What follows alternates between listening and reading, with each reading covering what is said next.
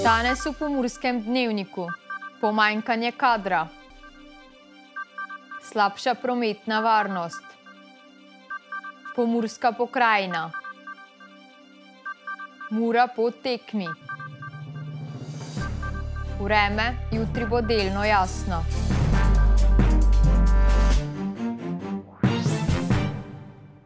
Spoštovane gledalke, cenjeni gledalci, lepo pozdravljeni. Se lahko zgodi, da si bomo kavico v lokalu morali skuhati sami? Od polletnega zaprtja med epidemijo pa vse do višjih stroškov preobremenjenosti delavcev. V gostinsko-turistični panogi se pojavljajo številne težave, sezona pa že v polnem zamahu. Po oceni Obrtno-podjetniške zbornice Slovenije primanjkuje tudi do 10 tisoč osebja, zanimanja za to vrstno delo pa skorajda ni. Oprostite, smo zaprti. Na take in podobne napise se bomo morali navaditi, če se razmere v gostinstvu kmalu ne bodo izboljšale. Kadra skorajda ni, manjko pa rešuje vsak gostinec po svojih močeh. Žal moramo tudi zavračati povpraševanja, ki so, ker pač enostavno kadrovsko ne zmoremo takega obsega dela. Prav tako pa smo se začeli posluževati tudi iskanja kadra iz drugih držav. Gostinci pa so si med sabo precej enotni. Na trgu dela najti človeka, ki bi mu prepustili prostor za šankom ali v kuhinji, je že nekaj časa prava znanost. Če objaviš oglas na Facebooku, da iščeš, ne brez da bi karkoli govoril o urni postavki, o čemerkoli, samo da iščeš, ne, z nekim prepričanjem tudi, da imaš nek brand, neko ime, za katerega bi ljudje prej delali, kot pa za neko XY kavarno, se res skoraj noben ne javi. Študentske urne postavke medtem letijo v nebo. Gostinci so pripravljeni ponuditi tudi visoke zneske, a ni videti, da bi to prepričalo mlade. Imamo dnevno klice, ko nekdo nujno potrebuje nekoga na delu in objavi neko ponudbo z neko določeno ceno. Če tega ne dobi v doglednem času, ceno zviša. A tudi denar, pa naj je to študentska urna postavka ali plača, ni zagotovilo, da bo gostinec na trgu dela dobil delavca. Vzrok pa ni le korona ali slab glas, s katerim se bori ta panoga. Povezuje se to, da dejansko je premali vpis v srednje šole poklicne, pa tudi na fakulteto, višjo šolo. Zmanjšujejo se vpisi tudi na ostale poklicne dejavnosti. Časa za iskanje kadra pa ni. Terasa namreč mora biti postrežena že danes. Številni gostinci zato posegajo po skrajšanih delovnih časih ali kolektivnih dopustih.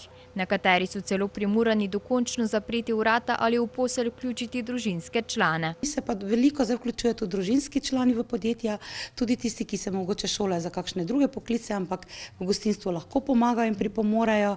Zdaj več ne samo ožja družina, tudi širši družinski člani. Vse glasnejša pa so tudi opozorila, da se bomo morali z novimi generacijami, ki vstopajo na trg dela, naučiti delati nekoliko drugače. Trenutno so namreč mladi tudi nekoliko neodgovorni in nezainteresirani za delo. Se 10 ljudi mogoče javilo, študentov, in da jih 6 sploh ni prišlo na razgovor, za katerega smo se dogovorili, brez da bi poklicali. Torej se ti tu pokaže, od 10 ljudi, ki so se javili, 60% nima, ne da so preleni dela šanko, ampak so preleni priti na sestanek. Obstajajo pa seveda tudi druge alternative. Morda si boste kavico v lokalu kmalu pripravljali kar sami. Mogoče se bojo katere restauracije oziroma restauracije, kakšni bistroji, lokali posluševali tudi več ali manj kakšne samopostrežne oblike. Kot še poudarijo gostinci, pa ni kriva samo epidemija ter slab glas panoge. Marsikaterega delavca so nam iz te branže pregnale stranke same, ki pozabljajo, da so tudi natakarji samo ljudje. Prometna varnost na pomurskih cestah se je poslabšala. V zadnjem času so se zgodile 3 smrtne nesreče, veliko pa je bilo tudi huje poškodovanih udeležencev. Policisti so se zato odločili za poostren nadzor prometa in psihofizičnega stanja voznikov.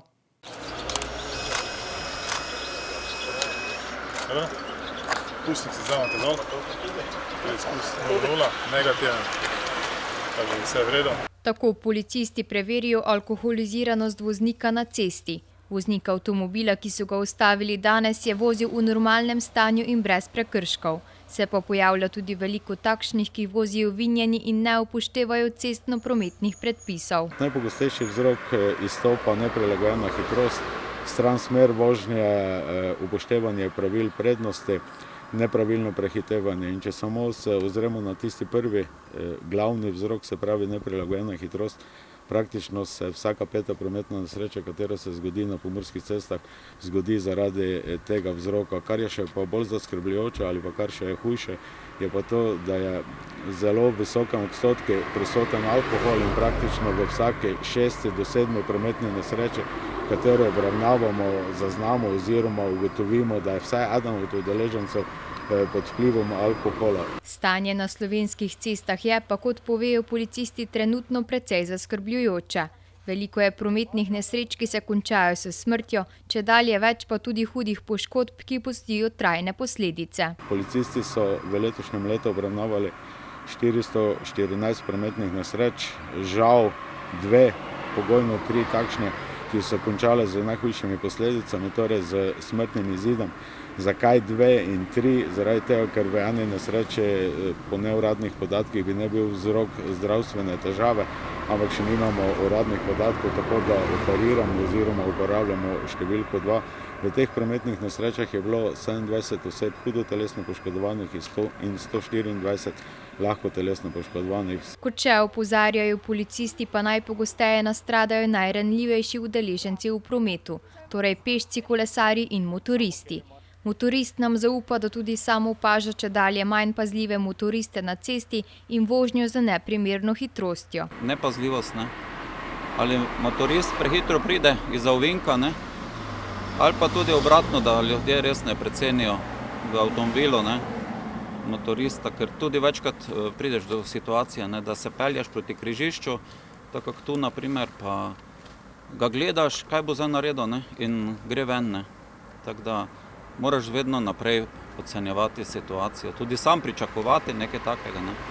Ne samo čakati, kako bo nešče tebe videl, ampak ti že moraš naprej vedeti, kaj se vse lahko dogaja, ne? V prihodnje se sicer napoveduje, da se bo za kolesarje in pešce po Sloveniji namenilo še več površin, ki bodo poskrbele za varnejšo pot najranljivejših udeležencev v prometu. Voznike pa se ob tem poziva, naj se odvadijo parkiranja na pločnikih in pri vratih, ter da naj so v prometu bolj previdni in obzirni. Bomo imeli v Sloveniji po novem pokrajine? Državni zbor je namreč predstavil predlog za 15 pokrajin. Murska Sobota bi lahko bila kmalu sedež pomurske pokrajine. Državni svet je v parlamentarni postopek vložil predloge 3 pokrajinskih zakonov, med njimi tudi predlog zakona o ustanovitvi pokrajin. Ta predvideva v prihodnje v Sloveniji 15 pokrajin in poseben status Ljubljane. Ljubljana naj bi tako imela poseben status mestne občine in samostojno po svojih organih izvrševala pristojnosti in naloge pokrajine. Ostala mesta pa bi bila razdeljena v 15 različnih pokrajin. In sicer državni svet je predlagal, naj bi imeli v Sloveniji naslednje pokrajine: Dolenjsko, Belokranjsko, Gorenjsko, Goriško, Koroško, Zgornje Savinjsko, Saleško, Severno-osrednje Slovensko, Južno-osrednje Slovensko, Celjsko, Štajersko, Spodnje Podravsko, Primorsko-notranjsko, Posavsko, Zasavsko, Istro ter Pomursko pokrajino. Pomurska pokrajina bi imela sedež v Murski Soboti, združevala pa bi naslednje kraje v Pomurju, in sicer Apače, Beltince, Cankovo, Črenšovce, Dobrovnik, Gornjo Radgono, Gornje Petrovce, Grad, Hodoš, Kobilje, Križevce, Kuzmo, Lendavo, Ljutomer, Moravske Toplice, Mursko Soboto, Odrancje, Puconce, Razkrižje, Radence, Rogaševce, Sveti Jurij ob Ščavnici, Šalovce, Tišino, Turnišče, Veliko Polano in Veržej. Ali bo predlog dejansko sprejet in se bo Slovenija razdelila na pokrajine, trenutno še ni znano.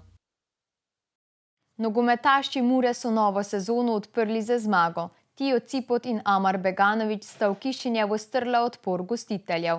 Tekma se je tako končala z 2:1 za črno-bele. Kaj je po tekmi povedal trener ekipe Damir Čontala? Prvi polčas dvoboja ni ponudil prida veliko dobrega nogometa. Tehnica pa se je nato v korist Mure nagnila po uri igre, ko so sledile menjave.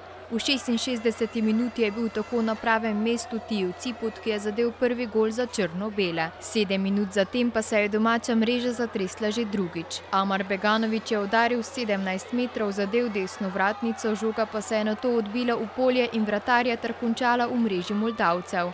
Muraši so tako v zgolj nekaj minutah popravili svojo igro, nad čemer je navdušen tudi Čontala. Imeli smo kontrolo na tekmo, mogoče prvi polčas tudi domači neke svoje pol priložnosti imeli, ampak imeli smo več žoge, imeli smo kontrolo, pritiskali smo. Bili smo strpni in tudi po menjavah spremenili ritem, kar je obrodilo sodove. Čeprav je pred zaključkom tekme vse kazalo na to, da Moldavci ne bodo dobili zadetka, se je nato na koncu to nekoliko spremenilo.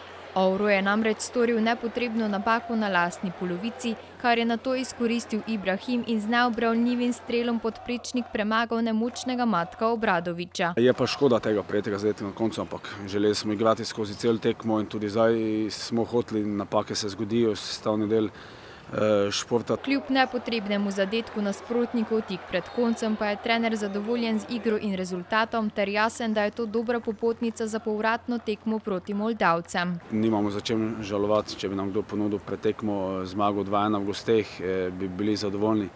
Tu so že tudi renomiranejši nasprotniki, kot je Mura, odhajali domov brez zmag, tako da moramo biti zadovoljni in imamo dobro popotnico za povratno tekmo. Sobočani so tako podaljšali niz pripravljalnih tekem, saj v letošnjem poletju mreže še niso ohranili nedotaknjene. Mura bo v povratni obračun v Fazaneriji zakorakala z golom prednosti, ali bo to dovolj za preboj v drugi krog kvalifikacij UEFA Evropske konferenčne lige, pa bo jasno po drugi tekmi sezone.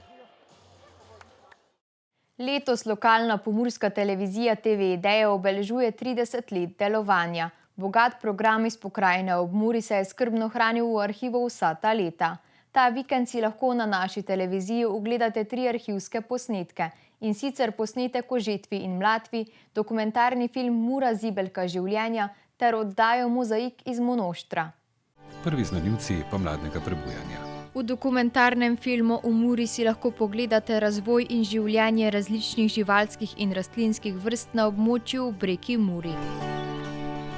Ob Muri se pričenja nov krog življenja, ki bo prebudil tisoče cvetov in vrstov ter v Svatovskem vrtincu povezal neštete živali. Iz naročja Mure bo vzklil nov zarod potomcev, kot že ničkolikokrat pred tem. Vabimo vas na sprehod po bregovih Mure, da si skupaj ogledamo nekaj utrinkov iz tega čudovitega življenjskega kroga. V drugem arhivskem posnetku v oddaji Mozaik iz Monoštra pa lahko prisluhnete zgodbam o slovenskih zamejcih na Madžarskem. Zato smo ustanovili naše organizacije, Zveza Slovencev na Madžarskem, Državno slovensko samoupravo, imamo tudi svoj časopis, imamo radio, imamo 15 kulturnih skupin in potem še ostale društva.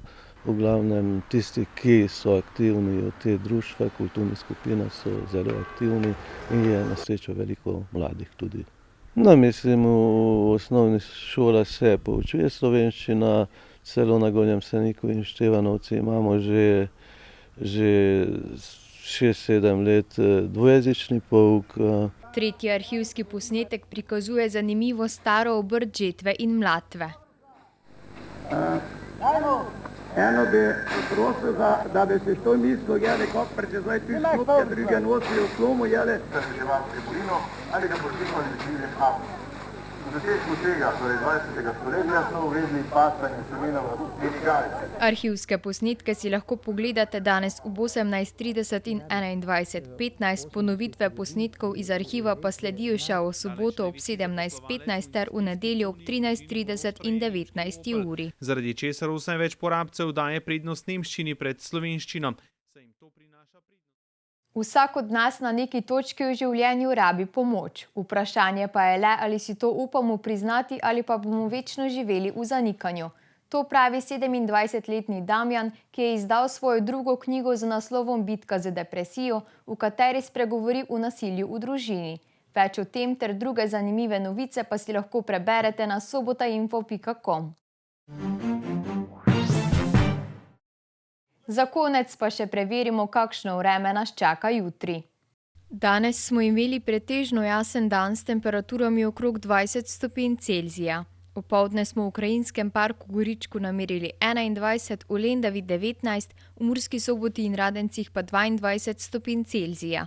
Jutri bo po večini sončno z občasno zmerno oblačnostjo. Ponekod bo še pihal severovzhodni veter.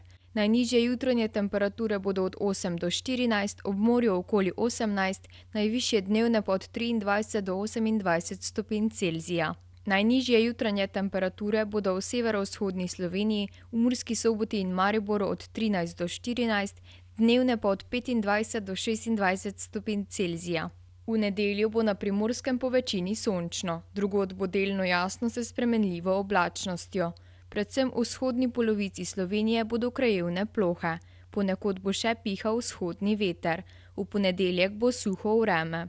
Temperature v naših krajih se bodo zjutraj gibale od 11 do 15, čez dan pa od 23 do 26 stopinj Celzija. To smo za vas pripravili v današnjem Pomurskem dnevniku. Več informacij o dogajanju v Pomurju pa najdete na naši spletni strani www.tvideja.si. Ostanite v naši družbi in nas videnje do jutri.